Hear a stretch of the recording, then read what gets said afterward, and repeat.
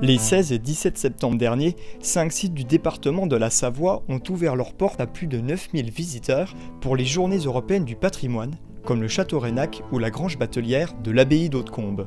Super, très sympa. Au château des Ducs de Savoie, les visiteurs ont pu découvrir certaines salles habituellement fermées au public.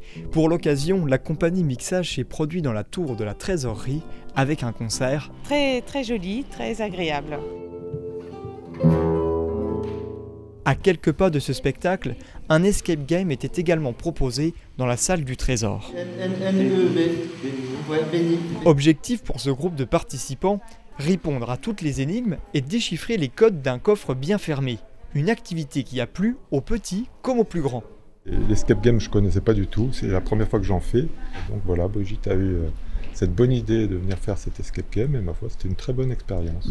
Moi j'ai bien aimé, ça m'apprenait un peu l'histoire sur Chambéry et ça faisait un peu la visite du château, donc j'ai bien aimé. En apprendre plus sur Chambéry et la Savoie, c'était aussi possible au musée savoisien. L'établissement, entièrement rénové, abrite quelques 2000 objets appartenant à l'histoire du département, du Paléolithique à aujourd'hui. J'avoue que j'en prends plein les yeux parce que voilà, différentes époques jusqu'à maintenant, et puis des choses que je connaissais pas qui sont faites sur Buisson-Rond à Chambéry, et des choses que je trouve magnifiques. Dans ce magasin, et c'est exceptionnel, sont conservées les plus anciennes archives du département. Une autre façon de découvrir le passé savoyard est de se plonger dans les archives du département.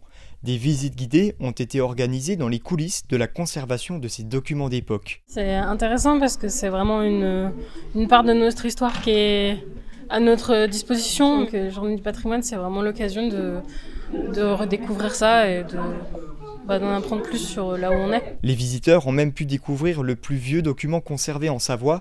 Il s'agit d'une charte écrite en l'an 996. Elle a été spécialement sortie pour le grand public pour les Journées du patrimoine.